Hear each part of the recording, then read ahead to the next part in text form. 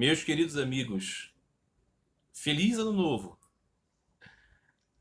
Durante muitos anos, eu confesso a vocês que foi para mim difícil mensurar alguma coisa que fosse significativa a respeito desta data que marca o início de um novo ano. Um novo ano pelo calendário ocidental, gregoriano, não é? Que acaba sendo mais proeminente no mundo inteiro. Sabemos que existem outros calendários. E para mim sempre foi um pouco complicado considerar o ano novo dentro da sua grandeza, não é? Da importância que as pessoas dão. Eu lembro que quando criança, eu fui uma criança bem-aventurada de ter um lar em que se cultivava a noção do Natal espiritual. Então, verdadeiramente, na minha infância, eu pude compreender o Natal como o nascimento de Cristo. Mas também tinha, evidentemente, a parte familiar, festiva do Natal, os presentes, a ceia e a maravilha da felicidade de estar em família. Então as duas coisas reunidas transformavam o Natal na coisa mais especial. E logo depois tínhamos a celebração do Ano Novo, que para mim era sempre uma festa um pouco diluída de graça, né? Era uma coisa mais assim dos adultos, né? Eu lembro que meus pais se vestiam branco, a gente via na janela alguns fogos que apareciam no subúrbio do Rio de Janeiro. Tinha os vizinhos que se cumprimentavam, um clima de festa, estávamos todos de férias, um calorzão terrível no Rio de Janeiro. Mas não era uma coisa para mim muito significativa, não. Passado o tempo, quando eu depois me converti ao cristianismo ortodoxo e tudo mais, havia a ideia, né, de que o início do calendário litúrgico era no dia 14 de janeiro, festa de São Basílio e tudo mais. E o Ano Novo, comemorado assim, o Réveillon e tudo mais, a passagem do ano também era difícil de compreender, uma grande graça. Quando então eu me reaproximei de Thakur Sri Ramakrishna, de tudo relacionado à sua gloriosa vida, eu descobri um bem-aventurado meio de compreender o dia 1º de janeiro de todo ano como um dia especialmente bem-aventurado. Eu vou ler aqui uma passagem do Sri Sri Ramakrishna Lila Prasanga, que no Ocidente é traduzido como Sri Ramakrishna Grande Mestre. Uma outra grande biografia de Sri Ramakrishna, nós temos o Sri Sri Ramakrishna Katarita, o néctar das palavras de Sri Ramakrishna, trazido a nós pelo discípulo direto e pai de família, Grihastra Mahendranath Gupta.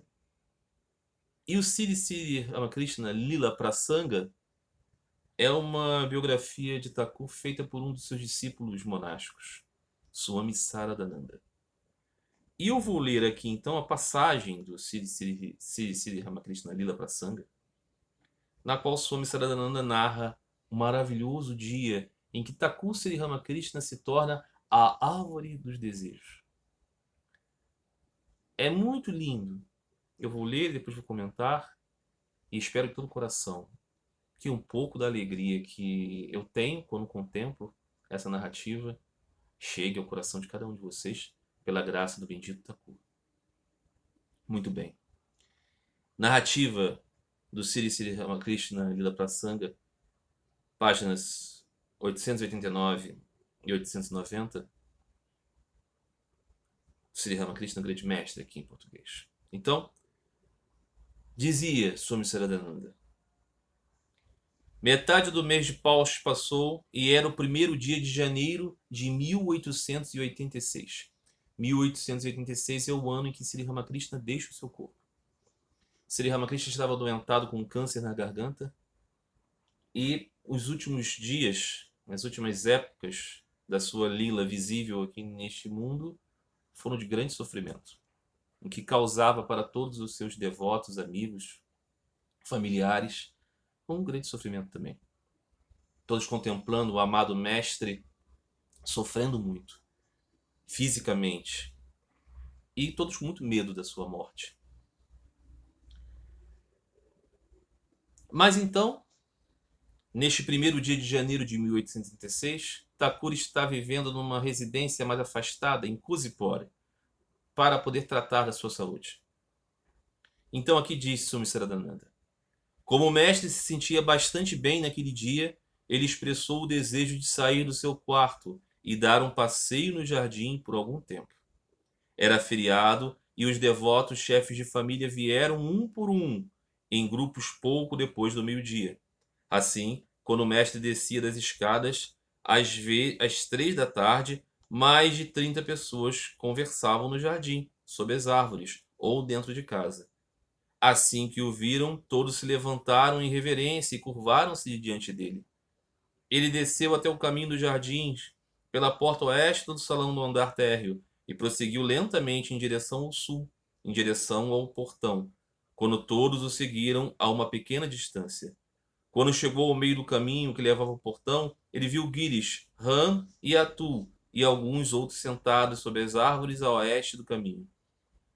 Eles também o viram e dali o saudaram e foram até ele com alegria. Veja, Sri Ramakrishna estava muito doente, mas naquele dia ele acordou extremamente disposto. E os discípulos que naquele dia estavam ali eram da maioria de chefes de família, porque eram esses que podiam estar junto com Sri Ramakrishna nos dias de folga, aos domingos e feriados, feriado do Ano Novo. Então eles estavam ali e se surpreenderam porque o mestre apareceu disposto. E Sri Ramakrishna caminhou saudável e todos estavam próximos de Sri Ramakrishna com muita alegria. Então Thakur encontra Girish, aquele seu devoto, taumaturgo e dramaturgo, melhor dizendo, e um homem, né, aparentemente muito mundano, mas que era muito, muito devotado a Thakur. E ele também vai em direção a Sri Ramakrishna. O mestre dirigiu-se então a esse Girish. De repente, antes que alguém tivesse falado uma palavra, e disse: Girish, eu acho que você diz a todos, em todos os lugares, tantas coisas sobre mim, entre parênteses, que eu sou uma encarnação de Deus. O que você viu e entendeu sobre mim para fazer isso? Veja, Sri Ramakrishna nunca disse publicamente assim para todos: eu sou o Avatar, eu sou uma encarnação divina. Lembre-se da passagem do Evangelho na qual aquele jovem homem rico se aproxima do Senhor Jesus e diz: ó bom mestre. E o Senhor Jesus o repreende dizendo: por que me chamas de bom? Bom é só Deus? Por quê? Porque o Senhor Jesus também tentava encobrir a sua posição para aqueles que não eram do seu círculo íntimo. Aqui Sri Ramakrishna então está questionando esse Girish: afinal de contas, por que você está dizendo aí para as pessoas que eu sou tão grande assim, que eu sou uma encarnação divina? Então Girish permaneceu completamente imóvel e, ajoelhando-se no chão, perto dos pés do mestre, disse com a voz embargada, com as mãos cruzadas e o rosto voltado para cima: o que mais posso dizer dele, cuja grandeza Vyasa e Valkimi não conseguiram encontrar palavras para expressar? Aqui ele estava dizendo de Deus, Supremo Senhor. Estava dizendo aqueles que Vyasa e Valkimi, grandes escritores de textos sagrados, Vyasa, grande escritor dos Puranas, não puderam descrever. Aqui ele estava querendo dizer o que poderia dizer de Deus, Thakur, como Deus encarnado. Diz isso com grande fé. Quem conhece a personalidade de Girish sabe que ele não era dado a essas coisas. Não era dado a grandes manifestações piedosas e religiosas, muito pelo contrário. Seu encontro com Sri Ramakrishna não foi um encontro de um piedoso religioso. Foi um encontro de um homem que desdenhava, inclusive, da piedade religiosa, que é tocado por Sri Ramakrishna no profundo do seu coração. E ele reconhece em Sri Ramakrishna essa encarnação e diz essas palavras com toda a solenidade possível, abandonando completamente a sua vergonha, abandonando completamente qualquer tipo de barreira. E diante de todos se prostra diante do mestre e dá essa declaração de fé.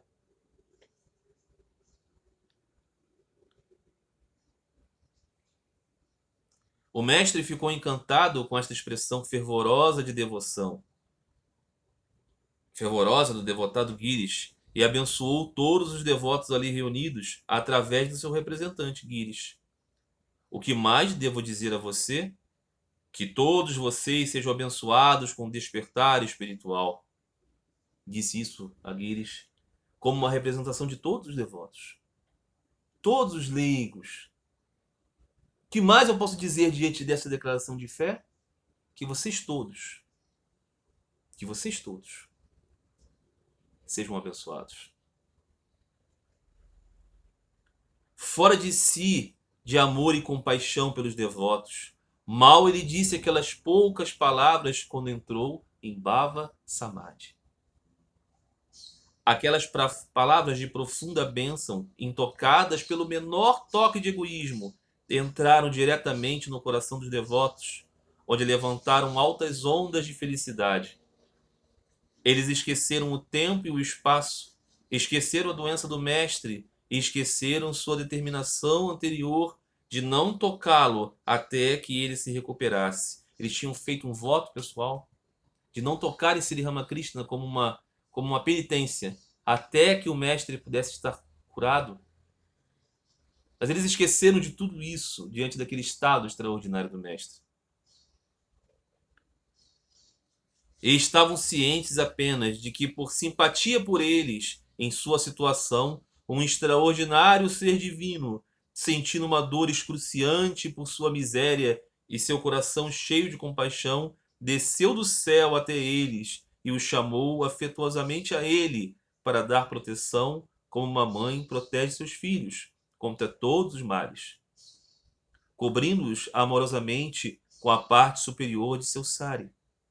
Então, eles ficaram ansiosos para se curvar diante dele e tirar a poeira dos seus pés e encher os aposentos com gritos de vitória para Ramakrishna. Jai Ramakrishna. Começaram a saudá-lo um após o outro. Eles se curvaram diante dele. O mar de compaixão do mestre transcendeu todos os limites e provocou um fenômeno maravilhoso.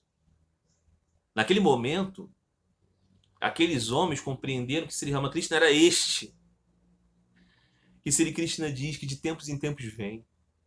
Vem por quê? Por amor e compaixão, por sentir dor pelo sofrimento dos seus filhos. E vem como uma mãe e cobre a todos com seu sari. E foi nesse humor espiritual, reconhecendo Thakura assim, que eles foram tocar a poeira dos seus pés. Então ali se deu este mar de loucura divina, quando aquele louco por Deus estava completamente entregue à manifestação de sua identidade espiritual, saindo do seu disfarce, e aqueles bem-aventurados devotos estavam contemplando o Senhor como Ele é. Quando diariamente víamos o Mestre em Dakshinewar perder-se em graça e compaixão por certos devotos e abençoá-los com seu toque extraordinário e potente no estado de semiconsciência divina. Ele começou a tocar cada um dos devotos reunidos naquele dia, naquele estado de espírito divino. A alegria dos devotos, é supérfluo dizer, não teve limites naquele ato do mestre. Eles sentiram que ele não iria, dali em diante, manter oculto o fato de sua divindade, nem deles, nem de qualquer outra pessoa no mundo. E conhecendo como sabiam, no entanto, seus próprios defeitos, misérias e incapacidade espiritual, não tinham a menor dúvida que todos, quanto pecador quanto aflito, encontrariam um refúgio aos seus pés, um toque que dissiparia todos os medos para sempre. Incapazes de pronunciar uma única palavra devido àquela ocorrência maravilhosa, alguns apenas olhavam fixamente para ele, como se estivessem sob o feitiço de um mantra. Alguns outros chamavam em voz alta todos dentro das casas para virem e serem abençoados recebendo a graça do mestre. E outros ainda colhiam flores e adoravam com elas, recitando mantras. Logo o êxtase do mestre chegou ao fim, e os devotos também estavam novamente no estado normal de consciência. Terminando assim o seu passeio pelo jardim naquele dia, ele entrou em casa e sentou-se no seu quarto. Maravilha desse relato. Todos eles sabiam que não eram dignos, mas todos sabiam que pelos simples toques de Sri Ramakrishna eles seriam transformados. Então, alguns não tinham o que dizer. Outros buscavam chamar os outros para conseguir aquela bênção, conseguir aquela salvação. e outros ainda buscavam flores para adorar o mestre, como se adora o Murti. E então, depois de um tempo, aquele estado passou. Mas aquele estado ficou gravado eternamente como uma manifestação divina de Sri Ramakrishna para todos. Para todos. Girish, o símbolo disso, é aquele a qual todos nós podemos dizer: se Girish, esse mundano clássico, conseguiu ver Thakur como ele é, por qual razão nós não podemos ter esperança? Nós, os Girish deste mundo. Não é? Este dia, então, 1º de janeiro, passa a ser para todos aqueles que têm afeição pelo caminho de Sri Ramakrishna como um abençoado e maravilhoso dia em que todos nós, pessoas pequenas, podemos ter esperança de ter a visão do Mestre. Podemos ter a esperança de reconhecer Deus no mundo. Podemos ter a esperança de ser tocados. Então, maravilhoso é, finalmente, esse 1º dia de cada ano, que nós podemos ver como uma mensagem para a renovação possível de nossa vida espiritual. Nós, como partículas de Deus, podemos encontrar a nossa fonte. Temos esperança, porque Deus, no seu ato amoroso, vem. E nesta época, vem como Thakur Sri Ramakrishna.